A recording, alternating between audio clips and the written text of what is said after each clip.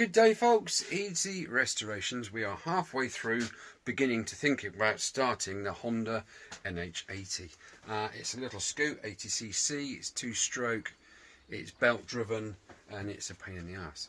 No, it's a lovely little bike. Right, where are we? I can't remember what episode it is, so we'll just take it as whatever that is. Okay, I was going to do the top box to start with in this episode, but I changed my mind. I thought I'd do a little bit more stuff. So I got the flywheel because it was manky, as you saw in that last video, and I've done some kind of bits to it and given it a bit of a on there. Inadvertently I've created a monster, haven't I? Because the rust that was on there, the amount of it, the sheer weight of it that I've removed, has effectively lightened the flywheel. Therefore, the power to weight ratio has gone up by pi r squared to the power of 2. Carry the 1.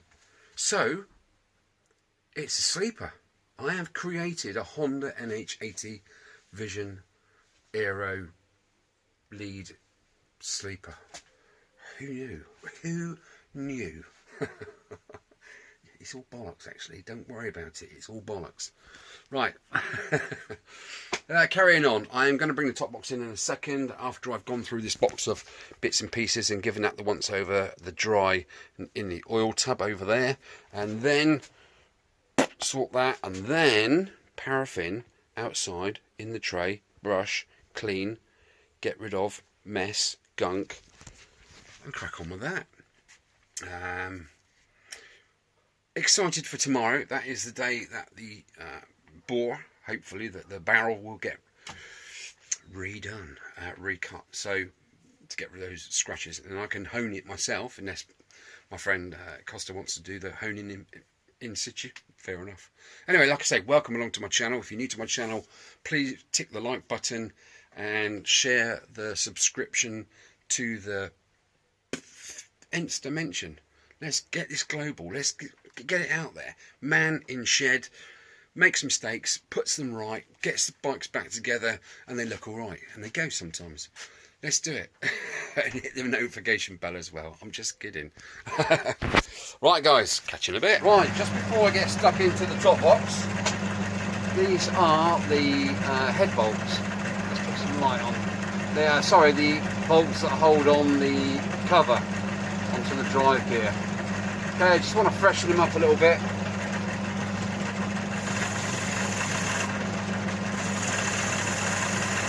Just clean the threads out. Give your shaft a good polish. You can go as fast as you like, boys, it doesn't make any difference. Then I'll do the collar. No pressure, I'm just holding it and turning it. And keep turning it until you see shiny on the collar. You've got to get the collar and the cuffs right. Okay, then we'll do the crown.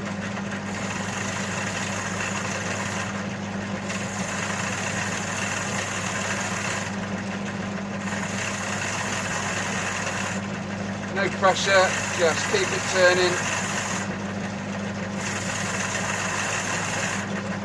Like so.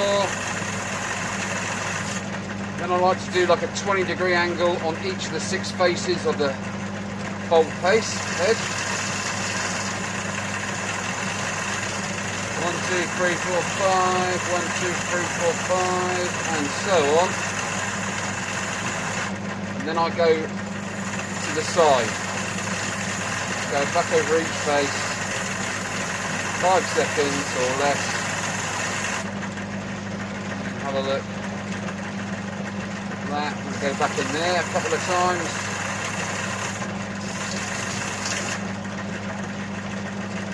Okay,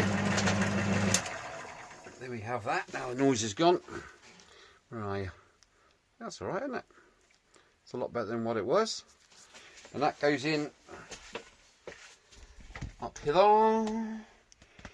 Let's just zoom back out of there. Okay. That goes in. Oh sugar, I nearly dropped it all over the floor. with all those that I did earlier. Not bad, is it? It just, you know, why throw money, good money, after bad if you can just clean them up yourself with the wire wheel? There you go. Job's a good one. And that is all those bolts on the side. So I can't go wrong, can I?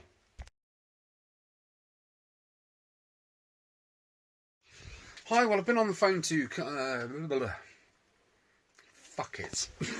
I've been on the phone to Carlos, our engineering friend, who's going to do the rebore for me on this little NH80 barrel. And his tool isn't small enough to go in that hole. Therefore, he can't do it. He possibly knows a man that can, and he's going to ask around for me, as is my friend Paul. Paul, how you doing? Hopefully you're good. He's going to see if he can find somebody that can do that kind of thing to my small thing. Right, he has suggested getting my honing tool, placing it in a vise, sort of kind of something like that, and hang on, there we go. Yeah, popping that in there, putting loads of oil in there, and go up and down, up and down, up and down. The reason being, these shoes are quite small, these brake blocks. They need to be a good sort of 3 or 4 inches so you can do the whole stroke. But with these small ones, if I go like once a second or something like that, up and down, up and down, up and down, as long as they don't get caught in there, as long as they don't snag in the ports, I should be okay to hone that and hone those little scratches out. The reason being is that the gouges, the scores on that barrel aren't really deep. They are scores nonetheless, but they possibly could be honed out. That's where I'm at with it. So without further ado, without the aid of a safety net, I've checked my insurance policy. I'm okay. I might have a go at doing that in a bit. See how it goes. If I can do that okay with the drill, battery drill, by hand, then it will go in here and I can wind it up and down a lot easier and a lot more accurate with this type setup. I've got something in my bloody foot now. Got something in my sock. See, it's real life here. I'm keeping it real. Yeah, there's something in my shoe. I'm going to have to deal with that. Right, catch you in a bit, guys. Well, I've had a go with the honing tool. It's still in one piece. It did get bent out of shape a little bit, but I've managed to straighten it back out. You get what you pay for, apparently. This is the part that goes in the drill, okay? And that's the part that piece went into. So basically, it's just squashed in there. So anyway, that aside, I just put that piece in the drill and we have made progress. Look at that. Those scores have nearly gone and the ones down the bottom are on their way too. Now I've stopped doing what I'm doing simply because these are 28mm in length, these stone shoes, and as you can imagine, as you're going up and down in the hole here in the bore, it is catching and starting to twist up the ends, getting all knotted up in there because obviously, you know, it almost fits in that hole sort of thing. So I've just ordered another one of these, well, different make, sorry, different brand, and these are the new ones. There we go, 28mm. Okay, across there, and the new ones are 50mm, which is still too short, but it won't get snagged up in those holes. So I'll have a uniform sanding effect or grinding effect, if you or honing effect, I should say, on the bore. So I think I'm going to be okay with that, and I'm going to keep going with it. I'm going to stick it on the pedal drill when those parts are about a week now before they turn up. I've tried offering the new piston in. Obviously, if you're just honing, you're just taking off microns, literally. So it is going to take an awful long time. I have the booklet, which I will digest, not literally, over tea and a bit of pillow reading this evening and consequent other evenings. I will pay close attention to the measurements of piston ring clearances, piston clearances, all that kind of stuff, so I know what I need to hone my bore out to. I know it's a bit long-winded, but I've got nothing to lose, have I? If everything goes pear-shaped, at least it's fine and it can be rebored. It needs to go the Honda standard cylinder piston is 48mm across, and this one is 49mm across. It does say on there +1, so I need to hone out 0.5 millimetre, because obviously you take 0.5 millimetre off, you take 0.5 millimetre off one side of the bore and the other side of the bore, so that equals 1 millimetre. Okay, right, we'll leave it there. I've got a dog in his mouth stitching up. Oh, I don't know. It's looking good. Okay, it is top box time. The thing you've all been looking forward to, isn't it? Right, here we go. This, I'm guessing, is a Rickman. It looks like a Rickman. I'm guessing about circa 81. What do you reckon? 81. Let's have a look. Yeah, it's pretty. It's done well for, I mean, being outside for 40 years. It's done all right. I think it's got to that stage now. You see where you scratch it, you can take the top layer off. Well, we don't want to scratch it really, do we? Okay, I've stripped it down to its component parts. So we have the two hinges, which are in really good nick. Okay, they're in really good nick. The strap, the lock, the other key on the keyring does this lock. And I've managed to hammer flat those bulges that were there where someone tried to force it before. Sort of hammered them flat, cleaned everything. There's the peg that it clips onto. It's all been wire brushed. Even the screw head staying original. And the little clip, it's all been on the old pillar drill there. So that's all the nicky news. Even the little plastic clips didn't break off. I just managed to push that pin out the centre and out they pop. Just goes to show the quality, doesn't it? Right, look, you can see I've given the top one a wipe over with one of the super duper cloths, and it's pretty much brought it out to what it is there. Oh look, Rickman 1981. Do you know, that's just what I said, wasn't it? I'll tell you what, I'm too good. Okay, so there we go. There's proofs in the pudding. And you can see literally how bad it is. I think I will try with a hairdryer in a minute, just to see if I can whisk some life into this plastic. Oh, you see that green spray on this side? You just about see that green haze. Grey, green. Okay, let's hang that on the Susie for a minute. And then we'll concentrate on this bottom. Why is it not focusing again? Oh, it is. It's pretty nasty in here, isn't it? But then, like I say, it's a piece of plastic that's 40 years old and has been out in all weathers, isn't it? Really.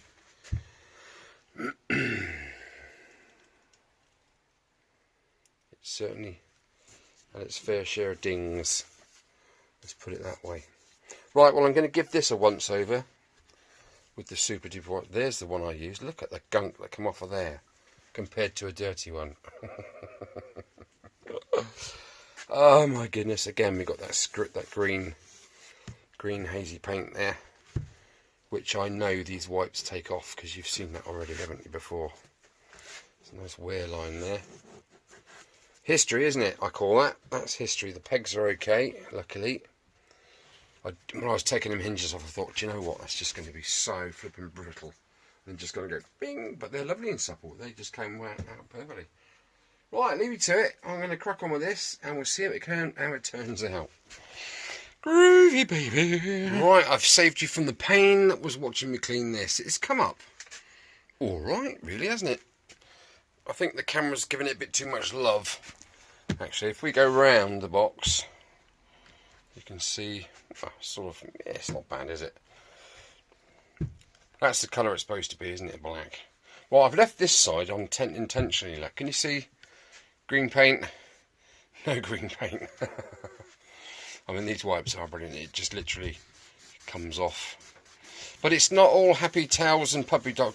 It's not all happy something in puppy dog towels, sadly, because I found a split.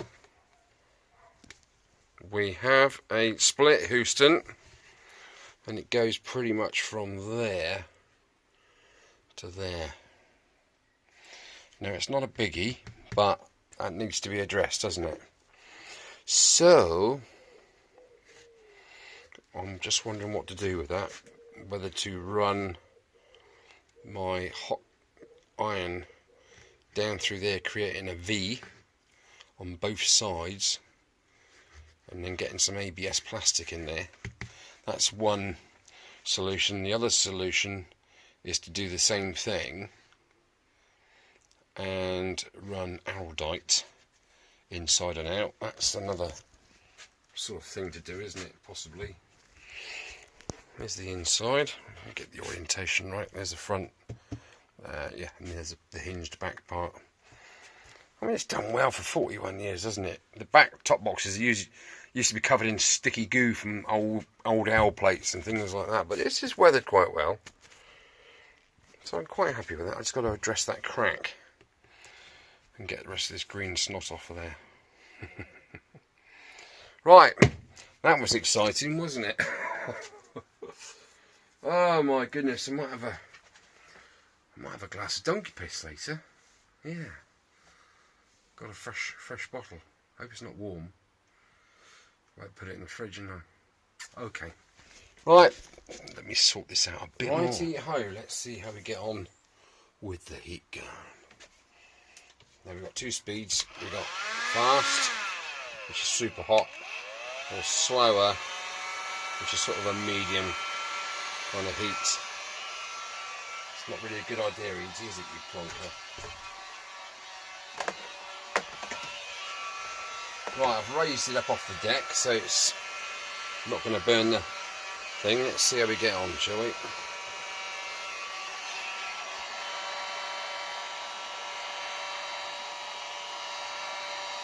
I don't hold out much for this, but we'll just see. I'll do half and half, see if anything happens. The temptation is to go in too close. That's when things start getting a bit messy, a bit Lionel.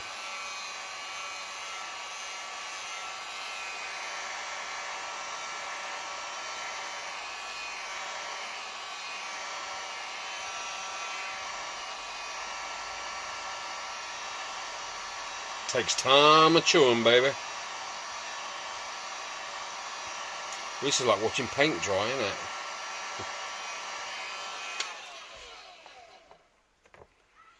Well, the only thing that's doing is making it bloody hot. Alright, let's give it some full beans.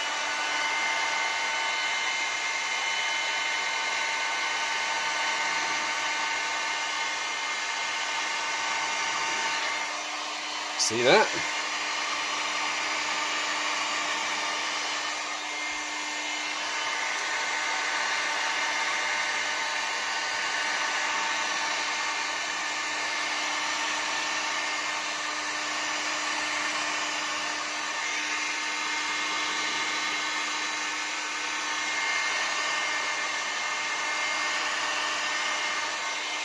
Well, something's happening.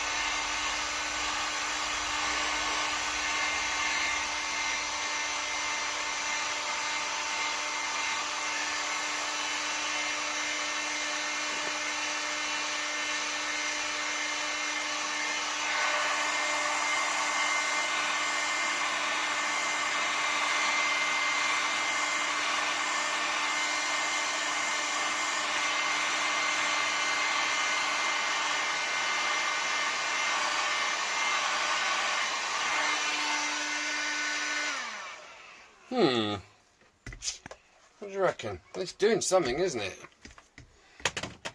It's definitely gone a darker shade of pale. Procol Harum. And has it made the complexion any better? Well, yes it has actually. Okay, well I'm not going to bore you to death with that. I'm going to go over it as uniformly as I can. I mean look, that's that and that's that. It's certainly made a difference. Right, oh, I've got some green to get off of there. Got to get that green off first before I do any heat on there. Cool. Right, that's enough I've spent on my top. The hot air gun has been pretty futile, but it is clean as a whistle. But the true light of day does show how knackered it is, really, doesn't it? So I'm going to throw it in the bin. No, I'm not. I've been through my cupboards and I've found this old bottle of Turtle Wax Colour Magic spray. It's for bodywork, really, but let's see what happens. I've not tried this before.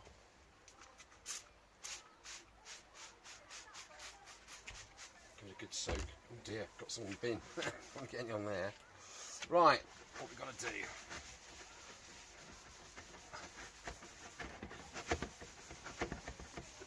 Apply liberally. Well, I think I've done that.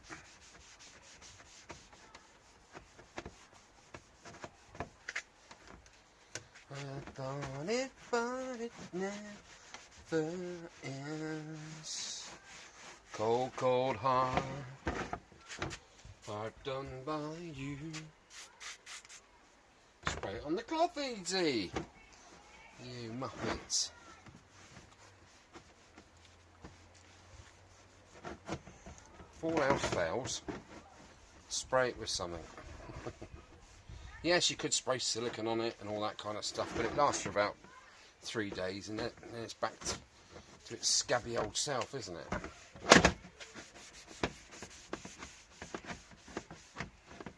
Right, Colour Magic, have you done magic? For one, I don't suppose for 1 minute one coat's going to make any difference, but there, what's that like? That's better, isn't it? Couldn't be any worse. Sit still.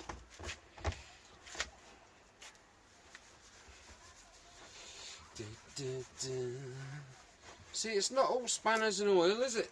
This restoration business. It's a little bit of everything, isn't it, really? Thrown in.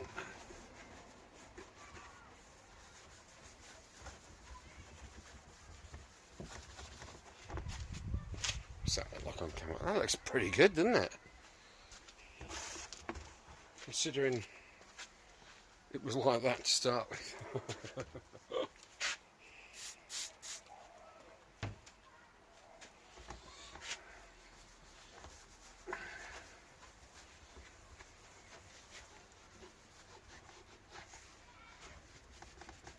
There's that crack there, that split. What I might do is, just to stop the water ingress, is put some duct tape on the inside.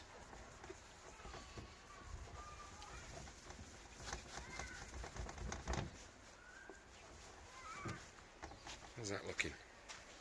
It's better, isn't it? Oh dear, oh dear. Looking bullet hole. I think they're crazy on this, didn't they? Bullet holes in it.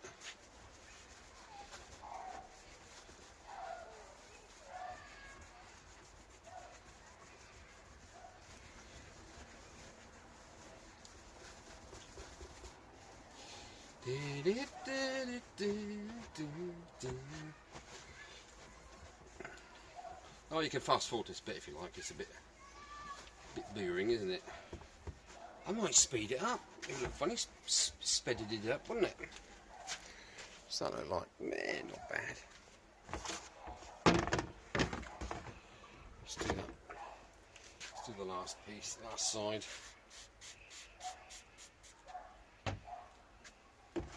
It's supposed to be a wax, so wax lyrical. apply in circles and buff to a high gloss.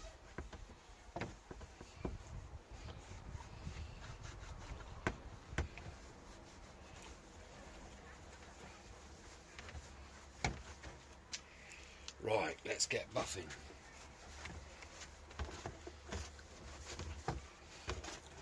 I reckon 3 or 4 coats of this stuff. I think this dry plastic will absorb it and make it just presentable. What do you reckon? It's not bad, is it? See, that's gone back to how it was before. There's a few patches that are staying dark.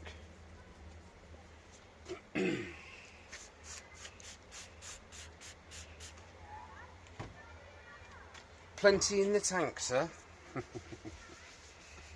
Be seeing you. Some of you will know what that means, some of you won't.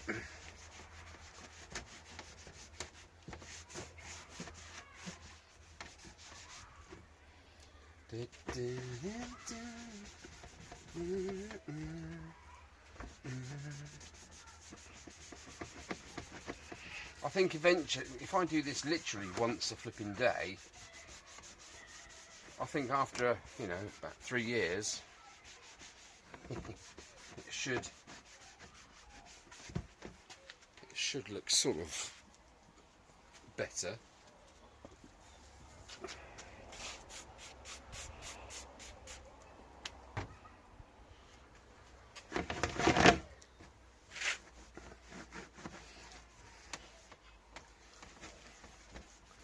Supposed to get rid of watermarks, and I wonder if it gets rid of cracks and dents and scratches.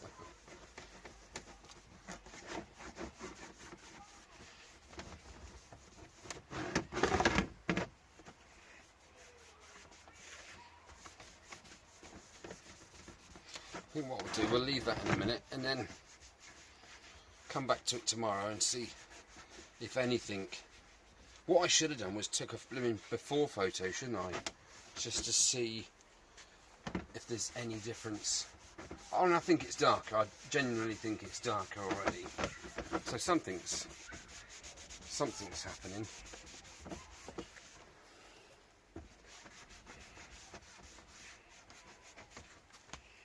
Definitely. It's certainly looking blacker now, isn't it?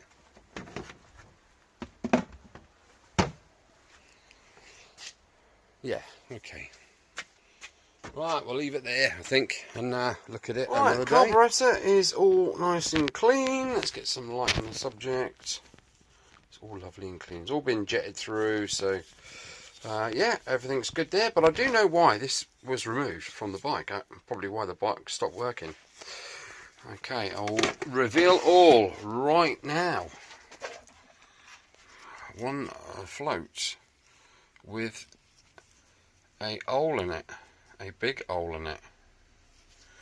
So that is that, and also this gasket that goes on the sump bowl is yeah, the float bowl is absolutely crackered. As you can see, it's bloody petrified, it's fossilized, it's hard, it's horrible.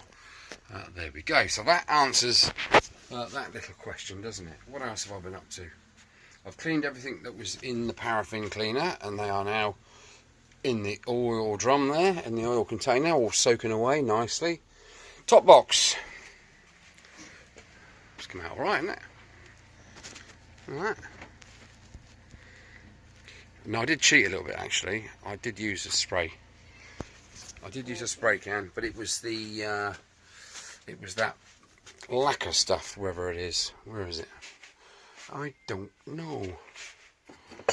Like that, but it's coloured lacquer. I remember I'd used it before on various things. Coloured lacquer, but I found a tin of black that I had about that much in the bottom, and it just about covered that. So I'm going to need to get one more tin of that to give it another coat or 4. Okay, right. Frame. Let's clean the frame. We've already been over it with the brush, which is a bit crackered now. I need a little poker. Alright, and I need my stool. You can't beat a good stool, can you? Alright, let's get this brush again.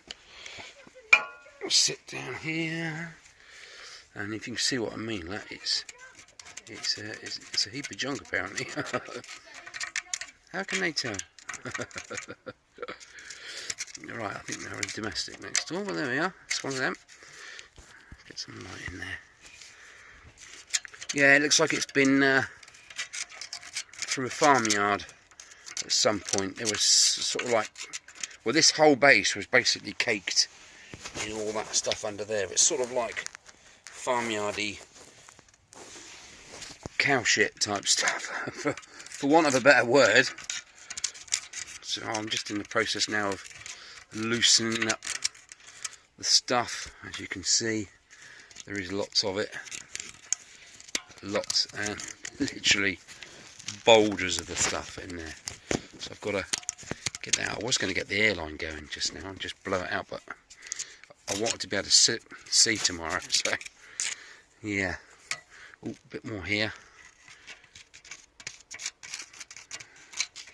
There we go, look. It was absolutely, it was caked. I couldn't even see this part. So there we go. Things I do for love. Things I do for love. Right, let's roll around this way. This is how I roll. Get all of this crud out of there. Now, this stand is the only stand the bike has. It doesn't have a side stand because it's a scooter. Although it has like a handbrake type thing, doesn't it? But yeah, nevertheless, it this is the stand. So, and looking at this pin, flipping heck. Well, at least it's coming out. At least it's not cement. Right, I've got some digging to do there. Well, I won't bore you with that. Anyway, the pin here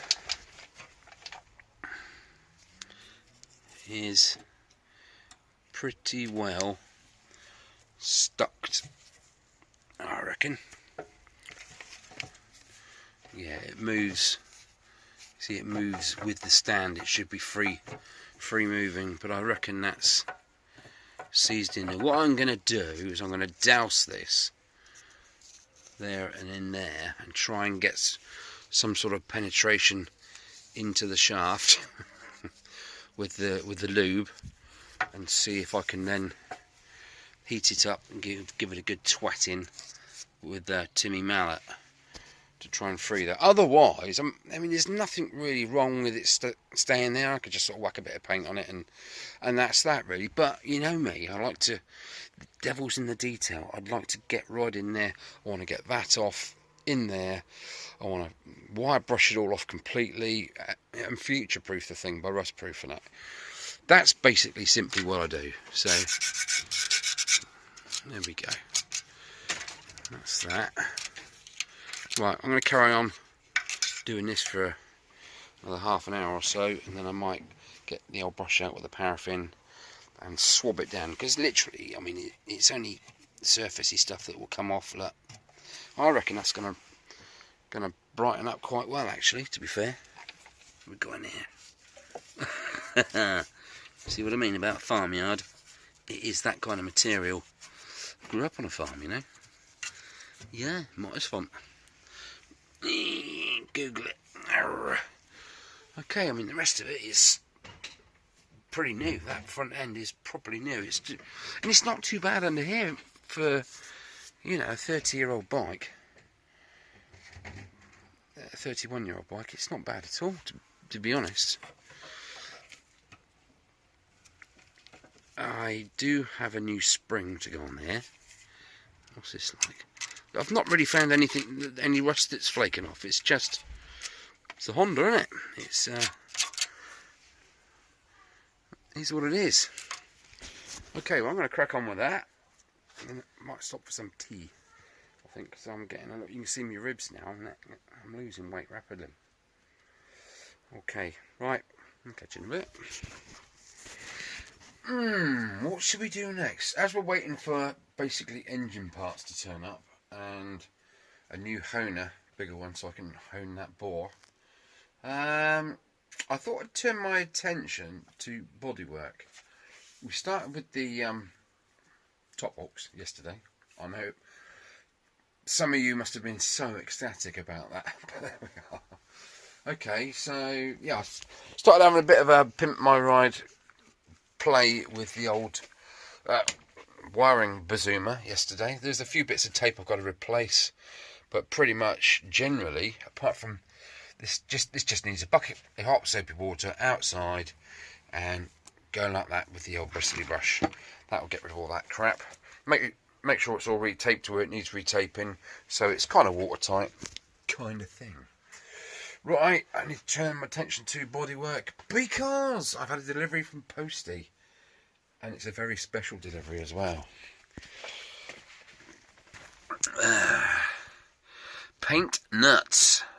Is that an instruction? I'm not sure. Car touch-up paint. That is the Honda colour R116 for this scooter, and believe me, it is a beautiful. Let's put some light on.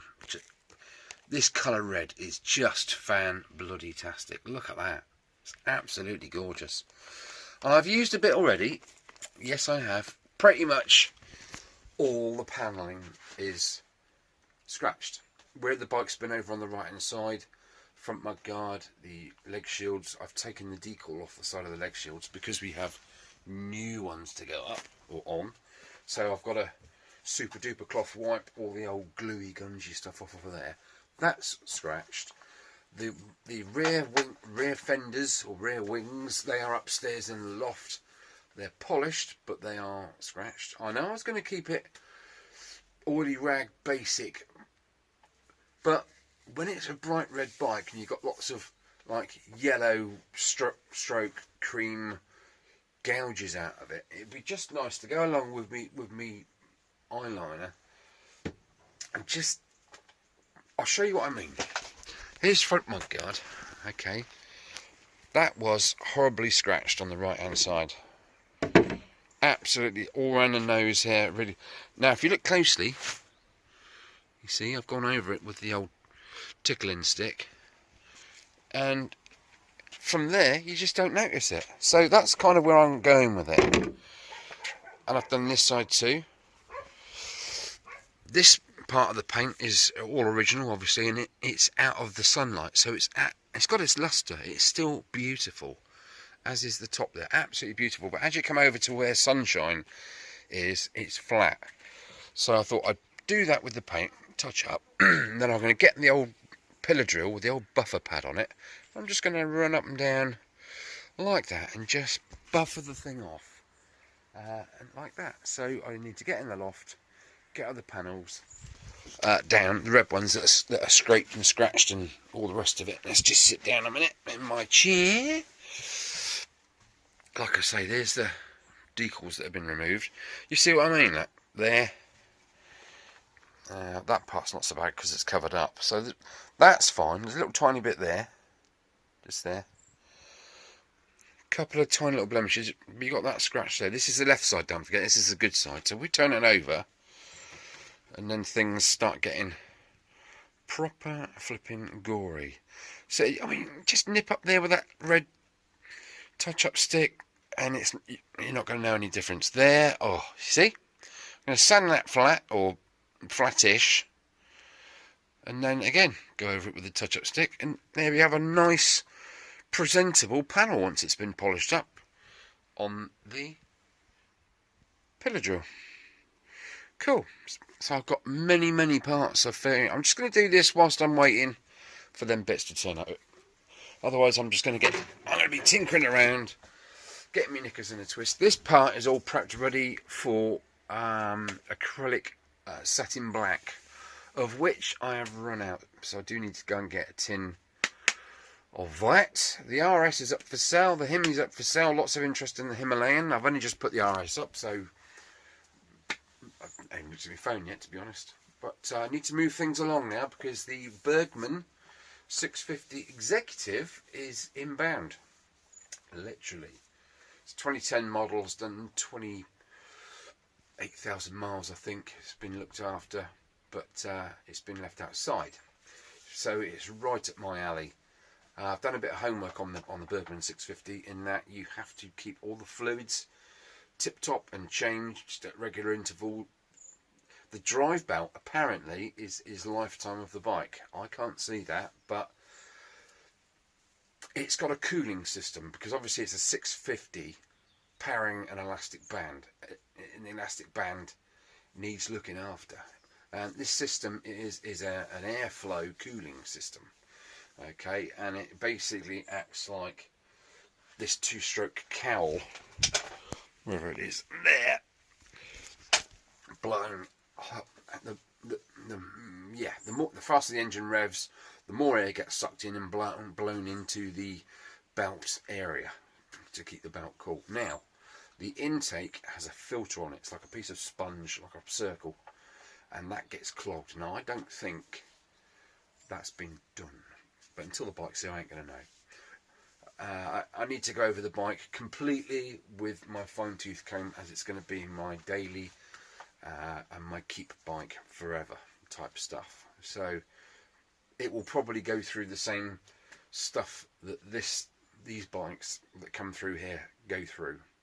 The Suzuki is staying, the Suzuki, the Vision is staying, the Ariel will be staying once I've completed it, once I've got it, and the Bergman's staying. So I will have 4 bikes. Well,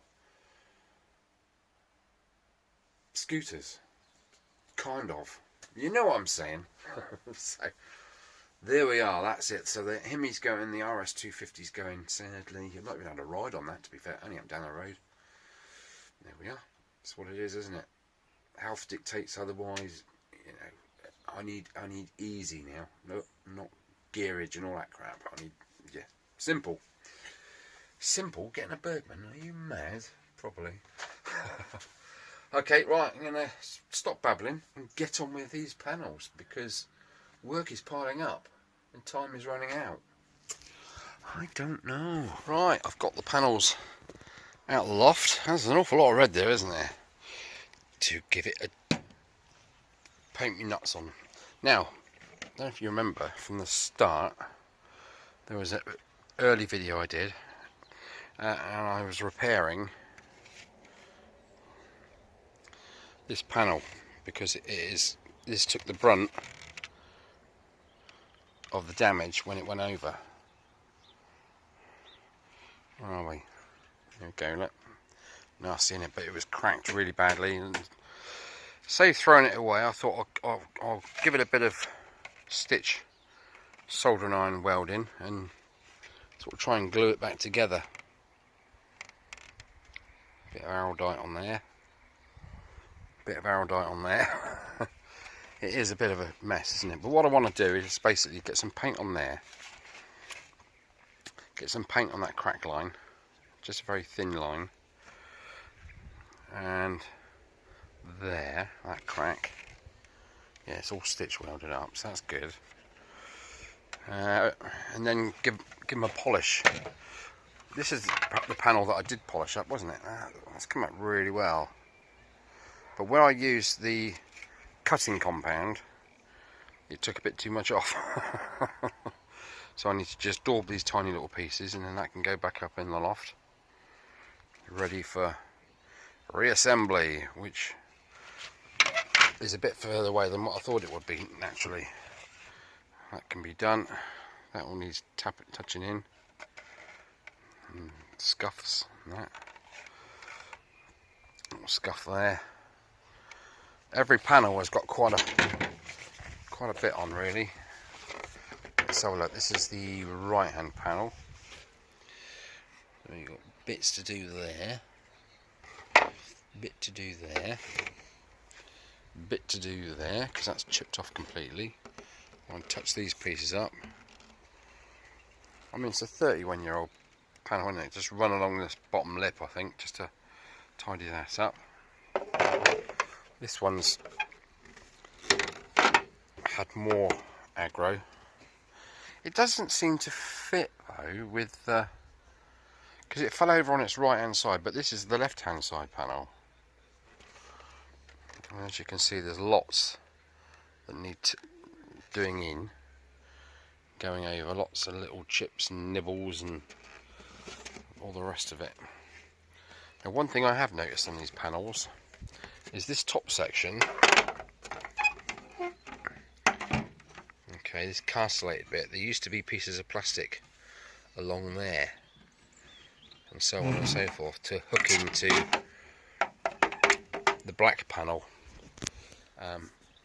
where you sit, sort of thing. So I'm going to first of all rebuild the bike and then put the panels on and see what they're like, if they're rattly or what, anything like that, because I mean it's the same on that one and on this one. It's all the same.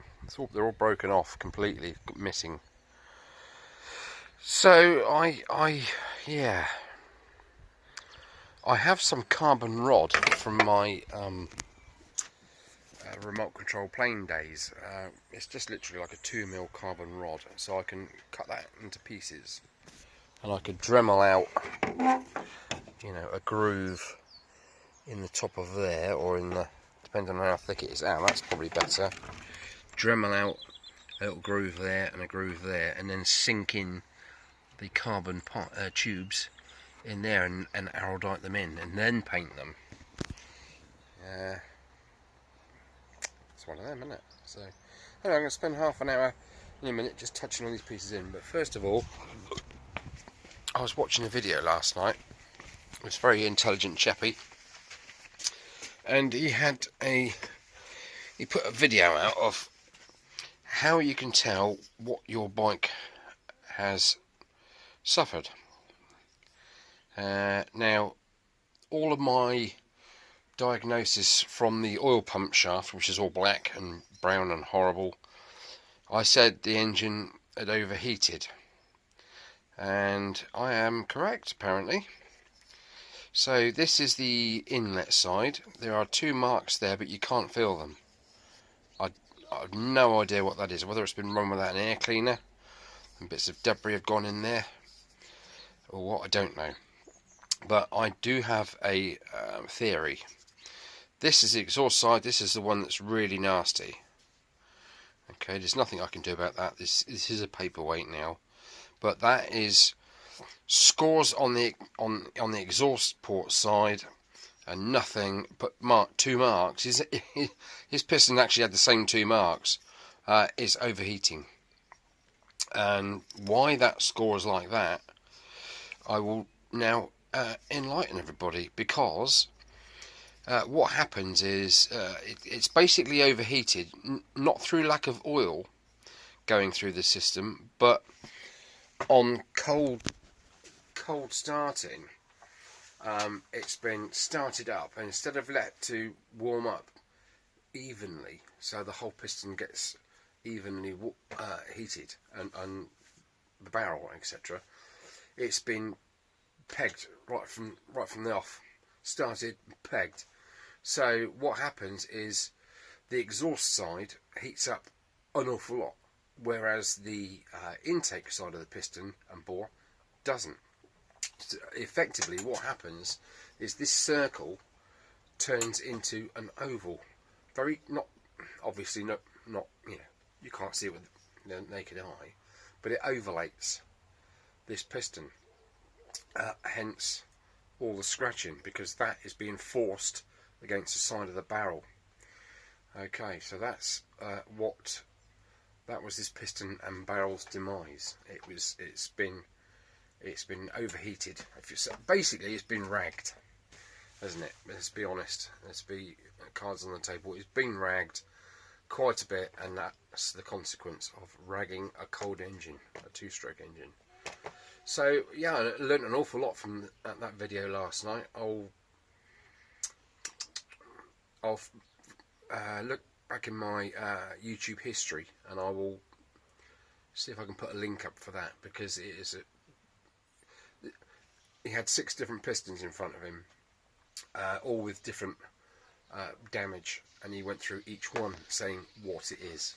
And when he hit on that one, being pinned from the start, beamed straight away, from cold. I mean, that's it.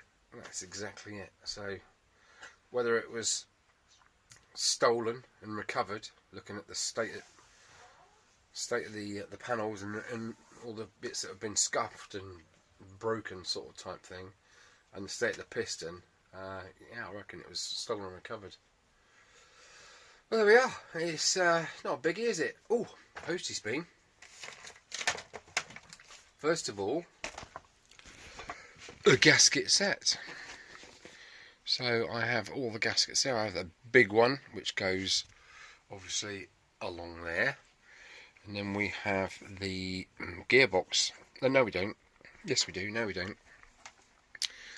That gearbox is this back seal here, because there's like, I wonder what these were. They're like rubber bits here.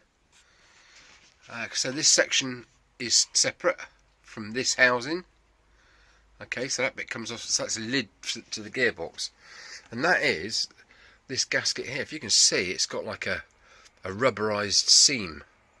You can see that glowing, that blue rubberized seam. And on the ends of the gasket, it's got these like rubberized, they're about that big, which corresponds completely with that one. So that's that gasket. And we've got exhaust, cylinder head, cylinder block, crankcase pit at half, gasket there, and we've got the reeds gasket, and probably a gasket there for the oil pump or something, probably, I don't know. So yeah, that's pretty cool. One more thing turned up. My other one of those. With, as you can see, look at the size of the stones on there, and look at the size of the stones on there. That is spot on. So I will be giving that a proper hone a bit later, perhaps tomorrow, not sure yet. I'm going to do the Allen Milliard thing. I don't have a bore measuring tripod ball stick thing, so I'm going to do an Allen Milliard. I'm going to do it by eye. Okay, so yeah, see what happens. What could possibly go wrong? But anyway, I'm going to give it a go like that. Okay, well, I need to get outside and get some paint going, don't I? Okay, panels have been touched up. There, so yeah, they're all kind of ready now to be cut and compound and then polished. So that's that, and then they can go up in the loft. The seat has come out absolutely brilliantly. Can't really see it in this dark light. Dark light. Right, let's have some wheel action, shall we? I've got one tyre off already.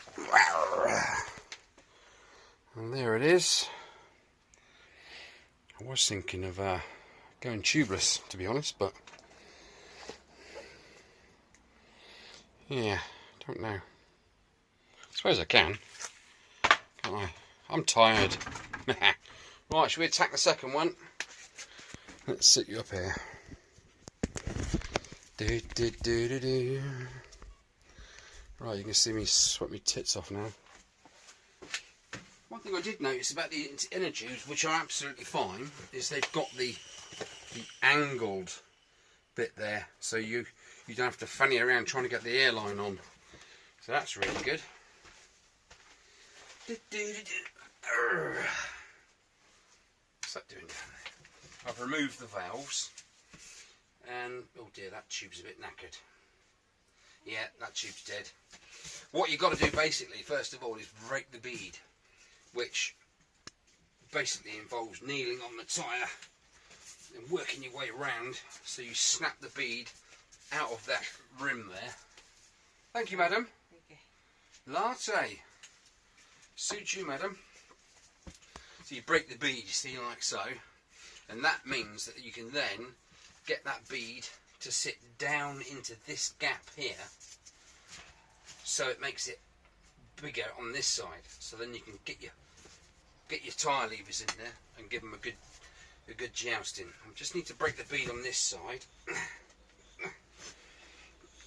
good old-fashioned way.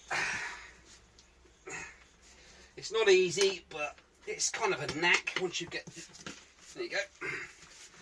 Once you get the knack, you're okay. Right, so we're halfway there. Right, so if I sink that bit of bead into that channel there, I should be able to lever off this side. Normally I start away from the valve, the opposite side to the valve, but as this tube's knackered, I'm not really going to lose anything there. About 5 or 6 inches away, get them both over. 3 or 4 inches, 3 or 4 inches, bosh, and you're done. And once you've got one side off, you can then retrieve your tube, but I reckon that's actually be seized in there. I reckon it's welded itself, rusted itself in there, so that's not going to happen. So right, let's try the other side. My latte is calling my name.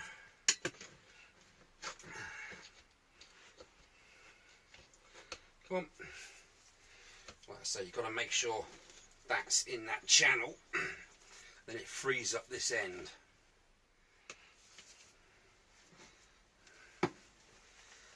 Like so. It's a little bit on the tight side. I think it's because of all the rust built up by this valve. It's been a bit of a booger. Come on. Okay, this side then. Sod ya.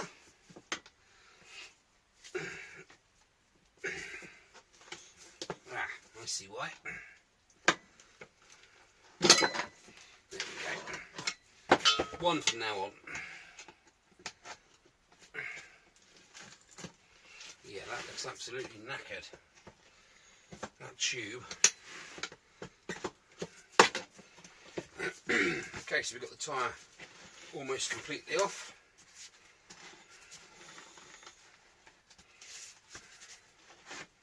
Like I said, I'd normally retrieve the tube by now, but as it's in this sort of situation, I'm doing it this way. Jesus. Okay.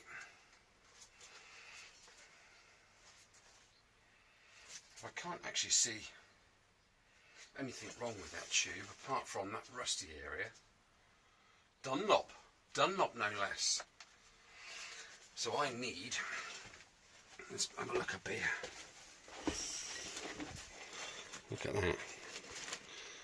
It's proper caked in there. Look at that nastiness. I mean, this metal will come off of this tube. If I just paraffin the tube, that'll all come off. But we've got to get this out of there without damaging it. Right, I'm going to pause you there. Okay, well I managed to get that one out, and with the aid of a bit of lube and a stiff one, I've given it a good old stipple, and with the use of major thumbnail, I've managed to remove all the rust. Right, well we're going well, so let's put these valves back in. The reason I really want to salvage both of these is because of those angled valves, because they are going to be brilliant, aren't they? Now these look a bit crusty, but I'm going to pop them back in just to whack a bit of air in them. Screwdriver for doing up valves. Okay, there's one.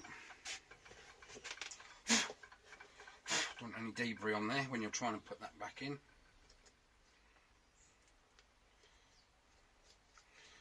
There we go, that's number 2. Right, let's see if we can pop some H2 in there. Not H2O. Oh.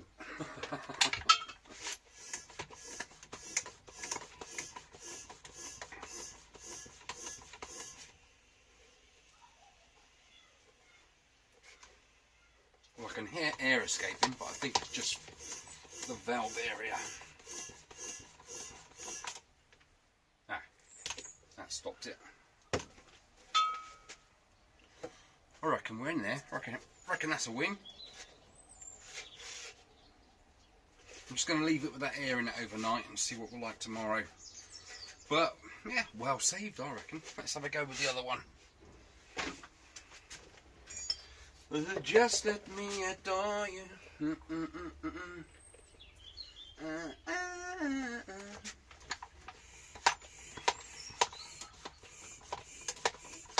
Well, it's starting to get bigger the more I pump.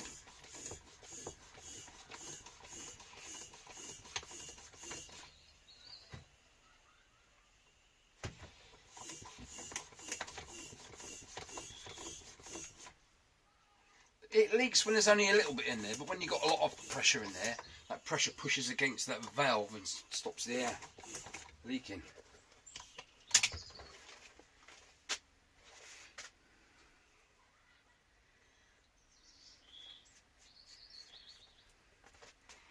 .50 by 4 by 10.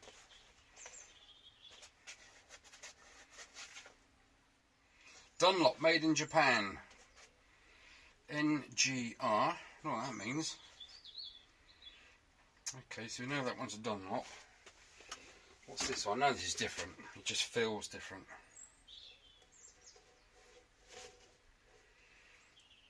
No markings whatsoever. So this must be just a AAM TR87. Don't know if that means anything to you guys. It doesn't mean anything to me specifically. Well, I've got my water wings sorted out, haven't I? Cool. That's brilliant. Okay, well, I've salvaged those and I've now got these two little monkeys. This is the bad one. This is the rear one that has about ½ an inch of crap stuck in there. What's the rim itself like? This is the one that was really rusty, but I'm going to stop that so it focuses better. Yeah, this was the really rusty tube, and as you can see, it is a little bit on the rusty side, but that will clean up. You know me, I've done enough of these now, haven't I, to hopefully sort them out. I mean, look at the size of that hole. It's not the normal, it's for those angled valves, isn't it? I suppose you'd have to buy, if those were perished, I would have to buy angled valves, because that is such a bigger diameter than a standard one. Now this rim looks a whole lot better, doesn't it? Oh, perhaps not. Oh no, this was the rusty one. That's a bit weird, isn't it? This is the front wheel, that's rear wheel, and this one had a lot of standing water in there, so that says to me that it was probably stopped there and a load of water's gotten in because of that crack. So once that's cleaned up and I'm preparing the tyre to go back on and tube, I am going to put a little bit of silicone, I think, around there, or even do it from the outside once everything's all together. Otherwise it's just going to get flipping messy, isn't it?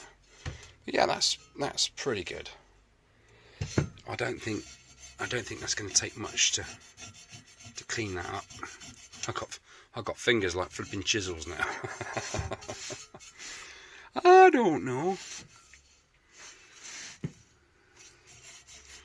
215 by 10. Go away, fly. I've got another one of the little bloody buzzy things that just sit just in front of your face. Well, I think that was a job well done. I'm happy with that. I've got a couple of more bits for my welding thing at the end of these projects. I'm going to have a big pile of tyres and old metal parts, which I'm going to, with my new arc welding skills, it's going to look a bit flipping, what do you call it? What's the one where the artist has all like an eye there and an eye there? Picasso. I know you. I heard you. I could hear you. It's going to be a bit Picasso, but it's going to be. I'm going to form or make some sort of creation, sort of like a, I don't know, a Five Alive type thing, or something out of Mad Max, just for a giggle. And I'm going to be learning all the way, aren't I? So, right. And I don't know whether I'm going to be wrapping that up there or not. I need to see what footage I've done so far. Incidentally, that saddle, the only thing I'm waiting for to get that up in the loft is for this to dry. Now this is the under seat panel. I've had to completely look at my wire wheel. Look, half the bristles I've knelt on down there. I mean, that was out here like that, and now it's just down to there, which is good because my bits are a bit more stiff now, aren't they? They're a bit more rigidity to them. So anyway, like I was saying, I've done this pretty much, got rid of the tin worm on it, and that has been satin blacked, as you can well see. So when that's cured tomorrow, I will whack that on there, put the belt buckle on, and that can go upstairs, and then I don't know what I'm going to be doing tomorrow night. I might polish a bit. I really don't want these panels in here for too long. A, they take up a lot of space, and B, if I do any more spraying, there's going to be overspray everywhere, and it's just not worth it, is it? It's just not worth it. Well, like I say, if this is the end of this episode, I'll say ta-ta now. If not, you'll see me in a second. Thanks for looking. Drop me a like and comment below, please, if you've got anything to say. Anything constructive or unconstructive. Sometimes they're funnier. And we go from there. Cheers, guys. Oh my goodness. Look at the shed.